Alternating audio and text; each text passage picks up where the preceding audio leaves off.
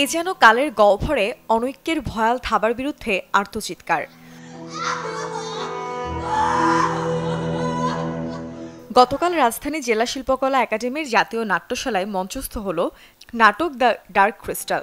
জেলা শিল্পকলা একাডেমি ফরিদপুরের প্রযোজনায় যে নাটকের নির্দেশনা দিয়েছেন ইরা আহমেদ।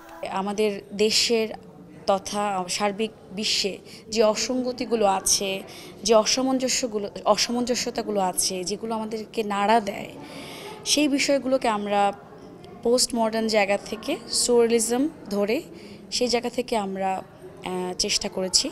সংলাপ নির্ভর নয়, বরং শারীরিক ভাষায় ফুটে উঠেছে নাটকটির মূল ভাব। ভিন্ন ধারার এই নাটকে কাজ করাও ছিল তাই পারফর্মারদের জন্য বিশেষ চ্যালেঞ্জের। আমরা ইয়াং জেনারেশন সাধারণত নাটক থিয়েটার এগুলো দেখতে চাই না, বাট আমরা যে মুভমেন্ট বেস যে নাটকটা করেছি, এই নাটকটা যদি আমরা দেখি, আমরা ইয়াং জেনারেশন যারা আছে তারা অনেক বেশি ইন্সপায়ার্ড হব। নাটক হচ্ছে সমাজ বদলের হাতিয়ার বলি আমরা। তো আমরা এই নাটকটা সমাজকে বদলাতে পারবো না, কিন্তু সমাজের কিছু অসঙ্গতি তুলে ধরার চেষ্টা করছি।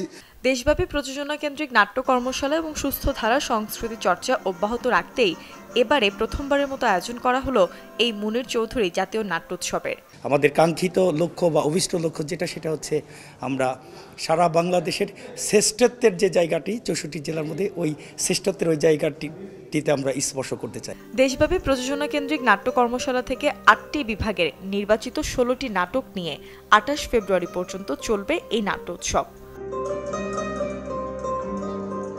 মুর্শনৈশী, চ্যানেল 24, ঢাকা।